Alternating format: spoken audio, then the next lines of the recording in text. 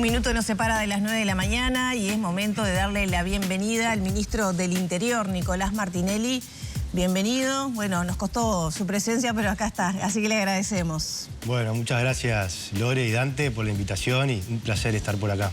Bueno, ¿cómo llega a este cierre de gestión? Primero que nada, ya se ha podido reunir con el ministro designado, Carlos Negro. Todavía no ha tenido ese encuentro bilateral, fue telefónico. ¿Cómo viene siendo?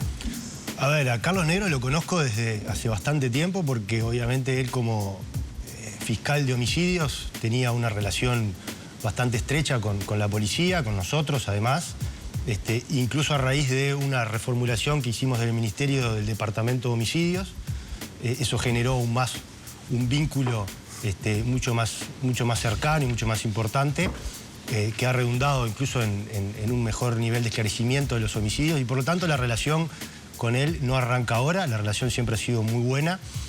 Lo invité a dos eventos que tuvimos, la presentación del libro blanco, que se hizo presente él con el resto del futuro gabinete, y lo invité también al Día de la Policía, donde también estuvo presente él y el resto del gabinete.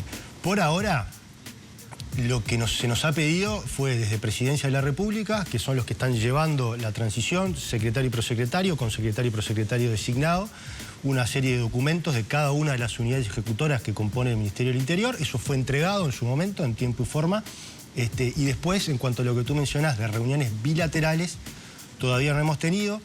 En una de estas oportunidades que yo te mencionaba, le dije a Carlos que cuando él estuviera o sintiera que fuera el momento, me va a llamar o me va a escribir y ahí coordinaremos estas primeras reuniones bilaterales. Ministro, le hago dos en una porque de alguna manera tienen que ver. ¿Qué expectativa tiene usted en lo personal de la seguridad del gobierno que viene? ¿Y qué expectativa tiene la policía? ¿Qué le han dicho los funcionarios policiales, las jerarquías policiales sobre la expectativa de seguridad del próximo gobierno? Bueno, a ver, es súper interesante la pregunta. Yo creo que hay que dar un margen de crédito, ¿no? Obviamente, es una gestión nueva que va a arrancar. Hay que ver cómo se paran en la cancha. Todavía no sabemos, más allá de quiénes van a ser los tres integrantes del gabinete, no sabemos quiénes va a ser el director nacional de la policía, quiénes los van a secundar, quiénes van a ser los directores departamentales, incluso de varias de las unidades ejecutoras que son importantes dentro del ministerio. Y en función de eso sí uno va a poder emitir una primera consideración. Pero yo creo que hay que darle una carta de crédito. Si me preguntás, yo no veo que haya grandes cambios, sobre todo lo que tiene que ver con la estrategia que venimos llevando adelante nosotros. ¿No? Una estrategia de enfoque dual que está basada en un pilar basado en la represión y en otro pilar de trabajo en las causas. Creo que los dos principales candidatos a la presidencia manejaron en varias oportunidades este enfoque dual de trabajo en represión y en causas. Y si uno también escucha las salidas mediáticas que ha hecho el ex fiscal Carlos Negro, no solo ahora, sino incluso antes siendo fiscal, también van en esta línea de trabajar sobre estos dos pilares. Después lo que puede cambiar, y que de hecho ya han manifestado que algo va a cambiar, son los ejes de trabajo. Nosotros teníamos como eje de trabajo los homicidios, el narcotráfico y la tecnología. Y creo que ahora han anunciado que van a trabajar cárceles, crimen organizado, que vendría a ser un poco también narcotráfico, y armas. Que no quiere decir que uno tampoco haya trabajado en esas otras cuestiones, ¿no? Pero prioriza 3 o 4 ejes que son los principales. ¿Y la policía qué le dice a usted sobre las expectativas de la política de seguridad del próximo gobierno? Y bueno, a ver, hay también un poco de expectativa, ¿no? Sobre todo teniendo en cuenta lo que fueron los 15 años previos del Frente Amplio, donde hubo un incremento muy importante de los delitos, hubo cierre de las oficinas departamentales de drogas, de inteligencia carcelaria, es decir que yo creo que es un poco apresurado todavía hablar de qué es lo que va a pasar, pero por ahora se mira con esa expectativa de, bueno, veremos si vienen con una fórmula repetida y que ya falló o en esta oportunidad va a haber un cambio de gestión, un cambio de mirada. Yo creo que sí, que va más por ese lado, como te decía, de continuar muchas de las políticas que se vienen generando, sobre todo porque entiendo que empieza a haber cierta madurez política de que hay cuestiones que son políticas de Estado, que tienen que trascender las gestiones de un partido político, de un gobierno que va más allá de los 5 años. Porque si no, si nos estamos reseteando cada 5 años, es muy difícil encontrarle o verle los resultados a políticas vinculadas al trabajo en causas, por ejemplo, que pueden llevar 10, 15 o 20 años ver resultados. Entonces, ahí donde yo apuesto a que va a haber una madurez política, un poco entendiendo que la gente ya está cansada, está harta de que no logremos encontrar coincidencias en un tema tan importante como es la seguridad pública. Justamente para hacer política de Estado se requiere acuerdos nacionales y acuerdos partidarios. ¿Usted ve que hay condiciones para que en el próximo gobierno se pueda generar un acuerdo nacional y trabajar en conjunto? Sí, sin duda. Porque hasta ahora no se pudo, ¿no? Bueno, pero no se pudo por eso que yo decía antes, un poco esa mezquindad política, esa mirada electoral y no pensando realmente en el país como primera prioridad. Nosotros hicimos una convocatoria a un acuerdo multipartidario de seguridad pública, lo hicimos hace 2 años, vinieron todos los partidos políticos a la mesa, pasaron ONGs, pasaron organismos públicos, el comisionado parlamentario, y se pusieron arriba de la mesa más de 80 propuestas. De esas 80 propuestas hubo coincidencia en 16, que fueron las que terminaron plasmadas en un documento, que ahí por eso te digo, lamentablemente, por ejemplo, el Frente Amplio ni siquiera acompañó 7 de esas 16 propuestas, que eran las que ellos mismos habían presentado. Yo creo que en esa oportunidad, por una mirada más electoralista que pensando en la gente. De cualquier forma, este gobierno decidió avanzar con esas 16 medidas. ¿Usted dice que el Frente fue mezquino? Yo creo que en esa oportunidad fue mezquino, sí. Lo he dicho en reiteradas oportunidades. Fue mezquino, tuvo una mirada más político-electoral y no una mirada país. ¿Por qué? Porque en definitiva eran propuestas o medidas que ellos mismos habían impulsado en ese acuerdo multipartidario. Entonces, ¿por qué no vas a acompañar tus propias medidas? De hecho, las terminan, algunas de esas, poniendo en su programa de gobierno. Pero nosotros decidimos continuar igual con esas 16 medidas, de las cuales 15 ya fueron implementadas o están en proceso de implementación. O sea que hay medidas que el Frente Amplio tiene en su programa de gobierno que nosotros ya empezamos a implementarlas o fueron implementadas. La única que no se implementó fue la de crear el Ministerio de Justicia. Pero fíjate vos que la propuesta de crear el Ministerio de Justicia aparece en todos los programas de los partidos políticos. O sea que también hay coincidencias ahí. Entonces, ya hubo un intento, nosotros avanzamos en ese sentido, pero repito, yo creo que hay una enorme posibilidad para volver a sentarnos todos en una mesa y seguir discutiendo y profundizando sobre medidas vinculadas, sobre todo vinculadas a las causas, ¿no? Que son las que requieren políticas a largo plazo, políticas de luces largas. Ministro, usted en septiembre dijo que en 18 meses se termina el hacinamiento carcelario. Yo le pregunto, ¿esa promesa o esa afirmación depende de lo que eventualmente resuelva la próxima administración o están dadas las condiciones así como está, como va a dejar el gobierno para que en 18 meses efectivamente se termine el hacinamiento carcelario? Bueno, a ver, volvemos a lo mismo. Yo no creo que haya grandes cambios. Entonces, creo que muchos de los programas que se están implementando dentro de los establecimientos carcelarios, que están empezando a dar sus primeros resultados, por ejemplo, el programa PIA, de integración asistida, donde se le está dando una tarjeta con un monto de dinero y una tarjeta con montos para el transporte público dentro del departamento o interdepartamental. Los primeros resultados que arroja ese plan piloto es que hemos logrado en el primer mes bajar el nivel de reincidencia. ¿En cuánto? ¿Qué porcentaje? En un 22-23% más o menos, en el primer mes. Es un plan piloto que tiene 6 meses de implementación. ¿Cuántas personas participaron? Más o menos 600 personas. Es muy poquito, pero es un piloto. Entonces, cuando los pilotos funcionan, como en este caso que vos ves que tienen resultados auspiciosos, vos lo que tenés que hacer es ir al Parlamento del año que viene, a la ley de presupuesto y decirles, bueno, esta política funciona, además esta medida está trabajando la Universidad de Montevideo, hay técnicos detrás, quiero más plata. En lugar de llegar a 600, le quiero llegar a 6.000.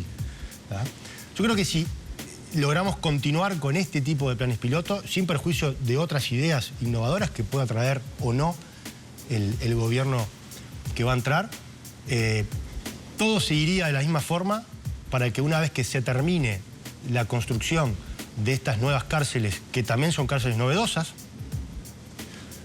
por básicamente 2 motivos, porque tienen un 70% más de espacios sociolaborales, socioeducativos, de chacra, de esparcimientos, deportivos. ¿Y por qué no pueden hacer cortes carcelarios además? Y además porque están hechas con sistemas de que no hay hierro ya adentro. Entonces, por más que le hagan un piquete a la pared, que es muy difícil que lo puedan hacer por el tipo de material y de construcción, no van a poder obtener cortes carcelarios y eso también va a disminuir la violencia dentro del propio sistema. Terminada la construcción de estas unidades de rehabilitación, ahí pasaríamos a tener un superávit de plazas disponibles. Por eso es que yo hablaba de que se terminaba el hacinamiento, que es como un primer paso muy importante para después ponerse a trabajar con todo el músculo social, llámese MIDES, llámese INEFOP, llámese UDELAR, llámese UTU. En la reinserción. Realmente en la reinserción. Pero Martinelli, ¿para cuándo está prevista esa construcción? Había cuenta que ya está en proceso la de mujeres, todas. Punta de Rieles. Las 3 cárceles de Libertad están en proceso de construcción. ¿Cuándo terminarían de construirse? Las de Libertad terminarían de construirse entre el primer trimestre del 2026 y el segundo semestre. Como son 3 cárceles distintas, es posible que quizás se pueda inaugurar una, hay que ver, pero quizás se pueda inaugurar alguna a fines del 2025 o principios del 2026. La de mujeres yo creo que va a estar pronta en algún momento del segundo semestre del 2026. Pero además la cárcel de mujeres, que se va a mudar, porque hoy está en un lugar que era antiguamente un hospital psiquiátrico, o sea que no tiene las condiciones para ser una cárcel, ese espacio va a quedar libre. Y ahí vos también podés, desde el día 1 que asuma este nuevo gobierno, poder generar ahí un espacio de rehabilitación para personas adictivas o adictas, que es muy importante también. Por todo aquello, en lugar de congestionar las cárceles, podés mandar, obviamente mejorando la infraestructura que hay hoy en ese lugar, podés empezar a mandar personas con adicciones a ese lugar, con un fuerte tratamiento, trabajando con ACE, con el Instituto de Rehabilitación y con otras instituciones, con sociólogos, con asistentes sociales, con psicólogos, para evitar que esa gente vaya a ocupar plazas a la cárcel y tener más posibilidades de rehabilitarlos. A propósito de cárceles, y esta es absolutamente entre paréntesis, ministro, y es muy coyuntural, capaz que lo apuro con esto, pero seguramente hoy usted se despertó con la información de que prendieron fuego la celda de máxima seguridad de Martín Mutio, que está condenado por un cargamento de droga importante. ¿Qué información primaria le ha llegado a usted? Sí, él no está en establecimiento de máxima seguridad. Está en penal, ¿no? Penal Libertad. Está en libertad. Él ya había tenido que ser trasladado a otra celda porque había vandalizado su celda. Y bueno, en el día de ayer... ¿Él había vandalizado? Él había vandalizado su propia celda y en el día de ayer, como tú mencionás, hubo un intento de incendiar su celda. Él no se encontraba ahí. Es muy primario todavía. Yo tengo la sospecha de que en realidad fue algo medio armado, buscando también que lo vuelvan a cambiar de celda. Él está un poco en esa, junto con sus abogados, presentando recursos de habeas corpus, tratando de que lo manden a otro lugar o a una chacra para que tenga un poco más de libertad, obviamente eso. ¿Y la decisión cuál es? ¿Mantenerlo en el penal? Por supuesto. Bueno, en el penal o en otro establecimiento, pero con altas medidas de seguridad. Él no puede ir a una chacra. Bien. Hablando de narcotráfico, su gestión termina con qué valoración a propósito de la posible intervención de bandas internacionales en Uruguay, como Comando Capital, por ejemplo. Sí, yo lo he dicho en varias oportunidades. A ver, hay varias organizaciones que operan en el continente. Tú mencionabas primero Comando Capital, está Comando Vermelo, también en Brasil. Está el Tren de Aragua, que yo lo he mencionado en varias oportunidades en los congresos que hemos tenido con los colegas a nivel latinoamericano. En Uruguay, por suerte, no han permeado todavía esas bandas de crimen organizado que tienen un alto poderío. En algún caso, nosotros tenemos en algunos institutos de rehabilitación de nuestro país algunas personas que tienen contacto con esos grupos, con algunos de esos grupos, pero que no operan bajo las órdenes de esos grupos. Son como, en términos, como se usaba en términos del terrorismo, son como células independientes. O sea, actúan acá por su cuenta, saben a robar por su cuenta, saben a delinquir por su cuenta, pero no por orden de la estructura de crimen organizado, llámese Primer Comando Capital u otro. Ahora, lo importante de todo esto, lo que yo siempre he dicho, es tratar de blindar nuestras fronteras. Ahí tenemos que trabajar mucho en tecnología, en la incorporación de tecnología, tenemos que trabajar mucho con el Ministerio de Defensa, que además tiene la jurisdicción de cuidar la frontera en los primeros 20 kilómetros. Tenemos que trabajar mucho en nuestras rutas, en controles en rutas, en apostar más destacamentos, unidades de la policía, como lo hemos hecho. Llevamos más de 180 comisarías, subcomisarías y destacamentos apostados, sobre todo en el interior del país, buscando blindar precisamente nuestras rutas nacionales y rutas departamentales. Pero también tenemos que hacer un trabajo a nivel de Latinoamérica, porque en la medida que los países vecinos o los demás al norte, que son los que tienen más dificultades, logren blindar sus fronteras, es muy difícil que todos esos grupos organizados bajen hacia el sur del continente. Por eso si eso sucediera, se evitaría la violencia en algunos barrios, por ejemplo, de Montevideo, la zona periférica, donde, bueno, los enfrentamientos armados, balaceras que sean de noche, están vinculadas al narcomenudeo, pero la droga viene de algún lado, ¿no? Sí, están vinculados al, como tú decías, al narcomenudeo o el microtráfico, como le llamamos nosotros. Yo a esas bandas les llamo grupos desorganizados o crimen desorganizado. No dependen de una... El crimen organizado lo que le interesa es pasar lo más desapercibido posible. Cuanto más ruido, más foco tenés de la prensa, más foco tenés de la policía y es malo para el negocio de ellos. Entonces, si vos ves que en los barrios andan a los balazos arriba de los techos tratando de llamar la atención o tratando de decirle a la banda rival, mirá el arma que tengo, o dándose señales atrás de los tiros, lo que vos haces y es atraer a la prensa, atraer a la policía. Cuando la policía está en los barrios, te dificulta los movimientos de los que van a comprar la mercadería o los que van a distribuir. Entonces, eso no es bueno. Por eso yo les llamo grupos o crimen desorganizado, porque funcionan de esa forma. No tienen una estructura más piramidal como tienen los grupos más poderosos. Son grupos más que nada familiares y operan de esa forma. En ese sentido, nosotros hemos hecho un fuerte trabajo vinculado a lo que tiene que ver la represión con el microtráfico. Tenemos récord de allanamientos, tenemos récord de bocas tapiadas, tenemos récord de formalizados. ¿Surtió el efecto que se buscaba? Yo creo que sí. En algunas zonas donde nosotros desmantelamos determinadas bocas, el delito en esa zona baja entre un 12 y un 22 o 23%. O sea, es muy importante para el vecino o para la zona cuando vos trabajás ahí focalizado. De hecho, este problema del microtráfico surge allá por el año 2005-2006 y se expande en el año 2012. Y no lo digo yo, lo dicen los trabajos académicos de los que saben y que están trabajando hace mucho tiempo en el estudiar el ecosistema de estos barrios que tú mencionás y en las distintas bandas. Entonces, ¿qué pasó ahí? Y bueno, ahí se desmanteló la Brigada de Montevideo, la Brigada de Canelones, la Brigada de San José, la Brigada de Inteligencia Carcelaria, que es muy importante para obtener información. No se trabajó apostando al microtráfico, se trabajaba solo mirando al gran narcotraficante. Y como yo siempre digo, al gran narcotraficante, Uruguay, no lo va a ir a buscar porque no tenés los recursos para hacerlo. Vos no vas a ir a capturar al Chapo Guzmán o al Mayo Zambada. No, bueno, pero podés evitar que esas organizaciones penetren en el país o que ingrese droga. Podés evitarlo trabajando con muchísimos recursos tecnológicos en frontera, blindando la frontera muy bien. Pero no te olvides que nosotros tenemos frontera terrestre y marítima. Y marítima por el río Uruguay, hay muchos lados donde se cruza caminando cuando el agua está baja. Y ni que hablar la frontera terrestre, que es permeable en varios lugares. Entonces, y Uruguay, obviamente, que tampoco tiene hoy toda la tecnología que necesita. Por algo este gobierno adquirió 6 aviones de combate. Por algo hemos comprado 3 radares, 3 escáneres, perdón, para el puerto, que estuvimos 20 años sin escáneres. Por algo hemos comprado ahora 2 buques también para custodiar las aguas marítimas. O sea, es todo un proceso. Nos faltan radares también para el norte del país. Pero, digo, vamos avanzando hacia ese blindaje. Ministro, esta es una pregunta, digamos, que no es muy cómoda de hacer, pero usted sabe que durante la campaña uno de los principales, si no, el principal tema fue el de la seguridad. Entonces yo al ministro del Interior le pregunto, ¿usted se considera uno de los padres de las derrotas del gobierno en la elección?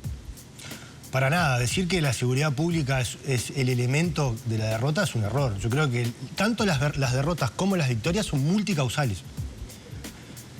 Sí, te voy a decir que me parece muy pronto para hacer un análisis de por qué perdimos la elección. Creo que hay que dejar pasar agua bajo el puente y que después, además, ese análisis tiene que venir de la mano de profesionales.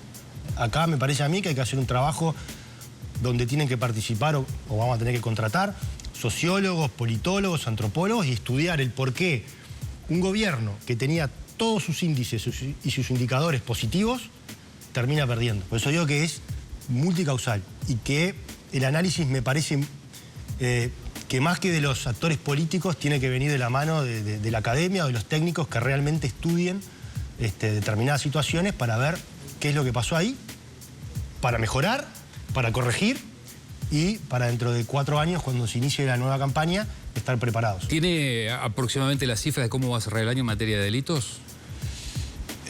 Bueno, no tengo la cifra todavía, eso la vamos a tener cerca del 15 de enero, más o menos por ahí, donde vamos a hacer la habitual conferencia de prensa. Pero sí te puedo adelantar de que vamos a cerrar, no sé los porcentajes, pero vamos a cerrar a la baja nuevamente con respecto al 2023, en hurtos, rapiñas, abigeatos, probablemente homicidios también, cierra a la baja. Y ni que hablar con el año 2019, que es el punto de partida nuestro, ¿no? Ahí sí vamos a tener de memoria, alguna cifra más, cifra menos, pero vamos a tener una baja de un 42-43% respecto de las rapiñas, entre un 23 y un 25 respecto de los hurtos, y seguramente un 50 y largo por ciento respecto al abigeato. ¿Los homicidios? Y bueno, los homicidios con respecto al 2019, vamos a estar a la baja, pero no tengo en este momento la cifra exacta. Ya estando a la baja con 2023, implica que vamos a estar a la baja con 2019, porque 2023 había bajado un 3% los homicidios con respecto a 2019. O sea que si nosotros ahora nos medimos con respecto al 2023 y bajamos, es porque también lo vamos a haber bajado con respecto al 2019. La del Estrigo, nos quedan 30 segundos. La policía es auxiliar de la Fiscalía y de la Justicia y a usted le tocó ejercer la titularidad del Ministerio con 2 fiscales, Juan Gómez y Mónica Ferrero.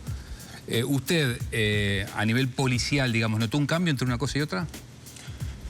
Lo primero es que yo siempre he tratado y abogado por mantener una buena relación con la Fiscalía y el Poder Judicial, porque son socios estratégicos en esta lucha contra el crimen organizado, contra la delincuencia. O sea, vos no te podés pelear con la Fiscalía o con el Poder Judicial. Al revés, los tenés que traer a la mesa, les tenés que preguntar qué es lo que necesitan, qué es lo que falta, cómo mejoramos, capacitaciones, etcétera, etcétera. Entonces, yo he mantenido una muy buena relación tanto con Gómez como con la doctora Ferrero, hasta el día de hoy. Creo que la doctora Ferrero ha introducido un montón de cambios muy positivos en este último tiempo, mientras ha estado, desde la creación de una 4ª Fiscalía de Homicidios, que la veníamos reclamando nosotros, por eso ayuda de vuelta a trabajar en el esclarecimiento de los homicidios. Cuanto más vos esclarecés, más bajás el nivel de percepción de impunidad que tiene el delincuente. Entonces menos ganas tiene después de salir a delinquir o por lo menos de cometer un homicidio, porque sabe que tiene más chance de que lo agarren. Por eso es importante tener varias fiscalías de homicidios, equipos robustos trabajando con esos fiscales, porque es una de las formas que va a ayudar a bajar el nivel de homicidio. Y después también ha avanzado en las capacitaciones, ha avanzado en algo que fue muy interesante, que es pasar el tema de las armas que estaba en la Fiscalía de Flagrancia y pasarlas para las de drogas, las de estupefacientes, porque eso nos facilita también los allanamientos. Creo que son cosas positivas, que ojalá continúen en el tiempo y que sin duda ayudan a este trabajo en equipo, como yo le digo, entre la Fiscalía, la Policía y también el Poder Judicial. Martinelli, muchas gracias. Muchas gracias a ustedes. Cerramos por aquí la entrevista con el ministro del Interior. Ya son las 9 de la mañana, 23 minutos. Un hombre poco adepto a las entrevistas, Martinelli, ¿no? Sí. Mantuvo un bajo perfil. ¿Eso fue una decisión personal? Sí. ¿Sí? Sí, fue una decisión personal. ¿Pero por qué? ¿Para que no le peguen o qué? No, porque entiendo que me gusta más que me juzguen por la gestión y no por la cantidad de veces que salgo en los medios, porque en definitiva si no sería muy fácil. Te convoco, el Ministerio del Interior, te convoco una rueda de prensa de mañana, te convoco una conferencia de prensa de tarde y te salgo en todos los 5 informativos que hay en el día. ¿Y qué gano con eso? Está bien. Nada, mucha exposición y poco resultado. Bueno, muchas gracias por haber venido. Ustedes. Entonces, Gracias.